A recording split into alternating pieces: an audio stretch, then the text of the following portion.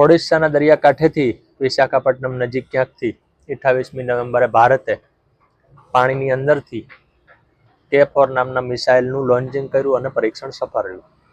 Missile સબમરીનમાંથી launch થયું હતું, જે સબમરીનનું નામ છે INS અરિઘાત.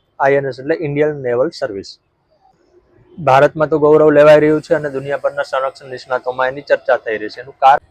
એનું કારણ એ છે કે પરીક્ષણને કારણે ભારતની ન્યુક્લિયર ટ્રિયાડની જે સ્થિતિ છે વધારે મજબૂત બની છે. ન્યુક્લિયર ટ્રિયાડ એટલે શું? તો કે જે દેશ જમીનમાંથી, જળમાંથી અને આકાશમાંથી પરમાણુ પરીક્ષણ કરી શકે એ ન્યુક્લિયર ટ્રિયાડ ગણાય. એટલે કે એની પાસે ન્યુક્લિયર ટ્રિયાડની સિદ્ધિ છે. ભારત જમીનમાંથી અગ્નિ 5 પૃથ્વી સિરીઝના મિસાઇલો વર્ષોથી ધરાવે છે, જે જમીન ઉપરથી પરમાણુ પ્રહાર કરી શકે છે. અગ્નિ 5 તો યુરોપ અને આફ્રિકાના છેડા સુધી પહોંચે એટલું પ્રચંડ મોટું છે.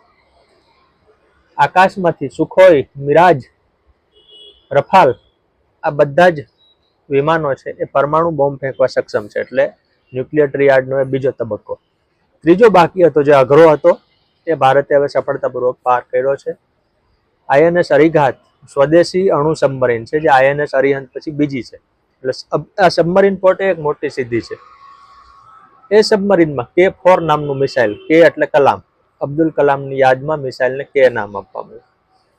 K4 નામનું મિસાઇલ સબમરીનમાં જળમાંથી નીકળ્યું બહાર અને એનું નિર્ધારિત માર્ગે સફળ પરીક્ષણ થયું. મિસાઇલનું વજન 17 ટન છે. એમાં 2 ટન જેટલો પરમાણુ કે બીજો કોઈ પણ બોમ્બ હોઈ શકે, સાદો બોમ્બ પણ હોઈ શકે. જરૂરી નથી કે દર વખતે પરમાણુ શસ્ત્ર જ હોય.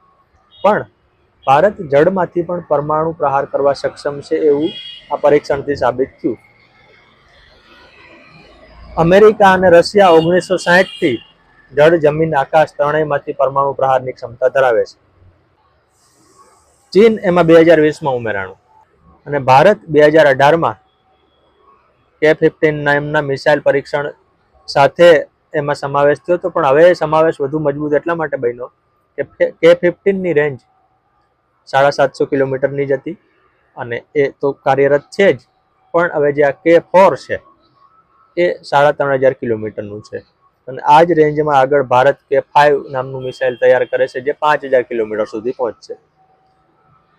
હવે સૌથી જે આમાં 2-3 મહત્વની ટેકનોલોજીઓ છે, એક તો જમીનની અંદર, જમીન ઉપરથી પ્રહાર મિસાઇલનો કરવો એ પ્રમાણમાં સહેલું છે. એને જમીન ઉપરથી જે મિસાઇલ પ્રહાર થાય એના 2 પ્રકાર હોય. સરફેસ ટુ એર એટલે જમીનમાંથી હવામાં, અને સરફેસ ટુ સરફેસ એટલે જમીનમાંથી જમીનમાં. પછી એર ટુ સરફેસ ને એર ટુ એર. એવી રીતે આ પાણીમાંથી આકાશમાં અથવા તો નિર્ધારિત સ્થળે પ્રહાર કરનારું મિસાઇલ છે. એ પણ ભારતનું સ્વદેશી નિર્મિત છે. DRDO અને હાઈ એનર્જી રિસર્ચ લેબોરેટરી નામની જે ભારતની એક બીજી સંસ્થા છે, એની ડિઝાઇન તૈયાર કરી હતી અને બનાવ્યું. સબમરીનમાંથી પ્રહાર કરી શકાય એનો મતલબ એમ થાય કે સબમરીન જ્યાં હોય ત્યાંથી એનો રેન્જ